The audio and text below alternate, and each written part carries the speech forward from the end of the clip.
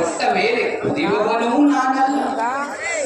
ಹೇ ಧರ್ಮಪತ್ನಿ, ಈಗ ಕೊಯ್ದ ತಲೆಯ ಓಡುಗಳನ್ನು ವಂದಿಸಿ ಹಿಡಿದು ಬಹು ಧರ್ಮದ ಪರವಾದ ಮಗನೇ ಅಮೃತ, ನೀನು ತಕ್ಷಣವೇ ಹೋಗಿ ವಿಪ್ರೋತ್ತಮರನ್ನು ವಿನಯದಿಂದ ಕರೆತಲ ಪುತ್ರ ಸಚ್ಚರಿತ್ರ.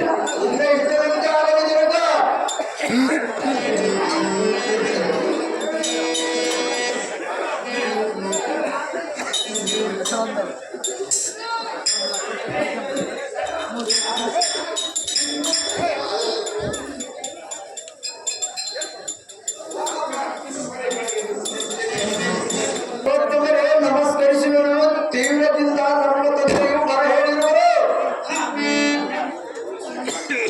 ಅಹೋ ದೈವ ಸ್ವರೂಪಿಯಂತೆ ಬಂದಿರುವ ಬ್ರಾಹ್ಮಣೋತ್ತಮರೇ, ಪಡುತ್ತ ದಾನವನ್ನು ಮಾಡುವವನು ನಾನಲ್ಲ.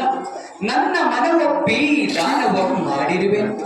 ಆದರೆ ಎನ್ನ ಎಡಗಣ್ಣಿನಲ್ಲಿ ನೀರು ಸುರಿಯುವುದು ಏತಕ್ಕೆಂದರೆ ನಿಮ್ಮ ಮಗನ ಪ್ರಾಣ ರಕ್ಷಣೆಗಾಗಿ ನನ್ನ ಅರ್ಧ ಶರೀರವು ಮಾತ್ರ ಅರ್ಪಿತವಾಯಿತು.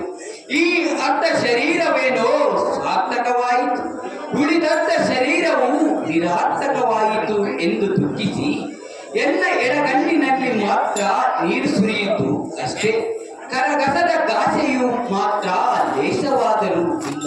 ಇಷ್ಟೇ ಸ್ವಾಮಿ, ತಮಗೆ ಬೇಕಾದ ನನ್ನ ಶರೀರದ ಅರ್ಧ ಭಾಗವನ್ನು ಪೂರ್ತಿಯಾಗಿ ತೊಯಿಸಿ ಆ ಸಿಂಹಕ್ಕೆ ಅವಶ್ಯಕವಾದ ನನ್ನ ಶರೀರದ ಭಾಗಗಳನ್ನು ಅರ್ಪಿಸಿ ನಿಮ್ಮ ಮಗನ ಪ್ರಾಣ ಉಳಿಸಿಕೊಳ್ಳಿ.